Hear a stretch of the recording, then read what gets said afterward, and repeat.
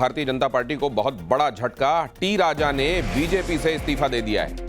T राजा ने social media पर post किया, दबे मन से इस्तीफा दे रहा हूं, टी राजा ने कहा। टी राजा जो अपने उग्र विचारों के लिए जाने जाते हैं, कई बार तो बड़े असर्शन के साथ अपनी बातों को रखते हैं, वो भारतीय जनता पार्टी से इस्तीफा दे रहे हैं तो ये खासतौर से तब जब कहीं अगर भारतीय जनता पार्टी को चुनावों में सीट मिली दिखाई देती थी तो वो टी राजा के बदौलत होती थी। वैसे में टी राजा का पार्टी छोड़ना ये एक निश्चित रूप से भारतीय जनता पार्टी को झटका है। अमित हमारे संवाददाता हमारे साथ जुड़ रहे हैं। अमित, ये हुआ क्यों है?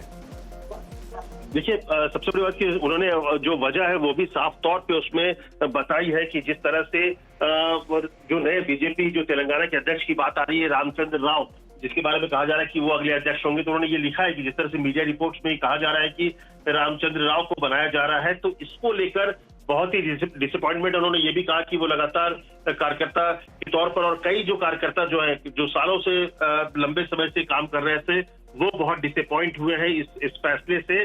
और ये एक इसलिए उन्होंने कहा कि बड़े भारी मन से वो अपने सभी पदों से इस्तीफा दे रहे हैं। उन्होंने ये भी कहा कि चिट्ठी में कि कहीं ना कहीं मिसलीड किया गया है पूरे जो राजनीति को, तेलंगाना को, जो सीनियर लीडरशिप है, जहां पर ये अपॉइंटमेंट की बात हुई है कि रामचंद्र राव को बनाया जाएगा अध्यक्ष, तो इसका मतलब साफ है कि तेलंगाना से मिसलीड किया गया है हमारे सीनियर लीडर्स को, आला कमान को, और इसीलिए इस तरह का गलत फैसला लिया गया है।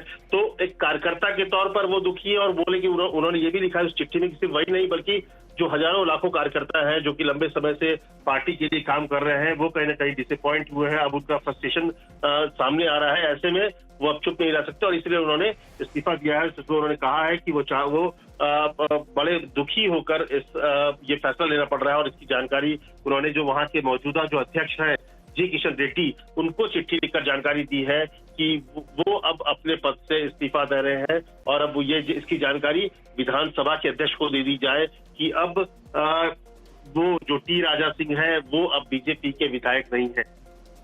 अमित, आप हमारे साथ बने रहिए। वो लेटर जिसका आप हवाला दे रहे हैं, उन्होंने ट्वीट तो किया है लेकिन लेटर भी लिखा है। ये है उनका लेटर जो उन्होंने जी किशन रेड्डी को, प्रेसिडेंट बीजेपी तेलंगाना स्टेट, ये उन्होंने एड्रेस किया है नए प्रेसिडेंट को लेकर।